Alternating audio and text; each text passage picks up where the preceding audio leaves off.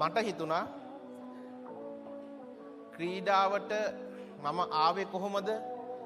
මම ක්‍රීඩාවට මොනවද කරන්න ඉගෙන ගත්තේ කියන දෙයට වඩා මම ආවට පස්සේ මේ ක්‍රීඩාවේ වසර 16ක් ශ්‍රී ලංකා කණ්ඩායම නියෝජනය කරන්න මම මොනවද කරේ කියන එක අනිත් ක්‍රීඩකයන්ට සහ ලෝකයේ ක්‍රීඩා කරන සියලුම ක්‍රීඩකයන්ට ලබා දෙන්න ඕනේ කියලා.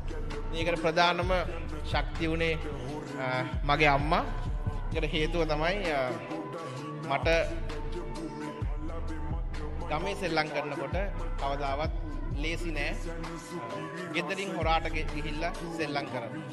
ඉතින් මම යන හැම වාරයක් ගානෙම අම්මා තනියම හෝ ගමේ කාත් එක්ක හරි ඇවිල්ලා මාව ගෙදරට ඇදගෙන එනවා. ඉතින් එහෙම ක්‍රීඩා කරපු කාලයක් මට තිබුණා. හැබැයි ඒ ඉස්සර ගෙදර එන්න කියලා අම්මා කතා කරනවා. හැබැයි දැන් මං හිතනවා මට එක්ස්පීරියන්ස් එක තියෙනවා. දැන් අපි ළමයිට කියනවා ගෙදරින් එළියට ගිහිල්ලා ටිකක් සෙල්ලම් කරන්න. ඉතින් මේ වෙනස මේ අවුරුදු 20 තුල වෙලා තියෙනවා. මං අම්මට මුලින්ම ස්තුතිවන්ත වෙනවා.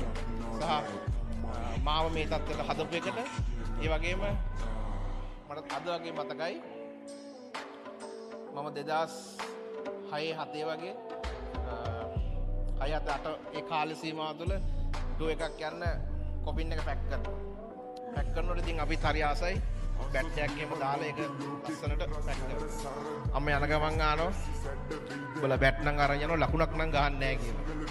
ඉතින් ඒක මට ඒ විදිහටම කිව්වා.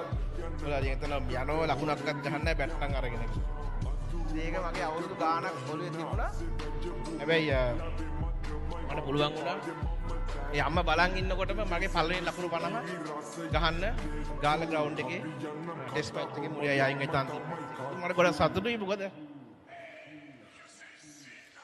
සමහර විට අම්මා හිතන්නේ නැති මං කවදාවත් ලකුණු ගහන එකක් නැහැ කියලා. හැබැයි අම්මේ කියපු එකෙන් මට අවදාහරි මම ලකුණක් දැනන ලකුණු ප්‍රමාණයක් ගහනවා කියලා. ඉතින් ඒකට අම්මට ගොඩක් ස්තුතියි. පිං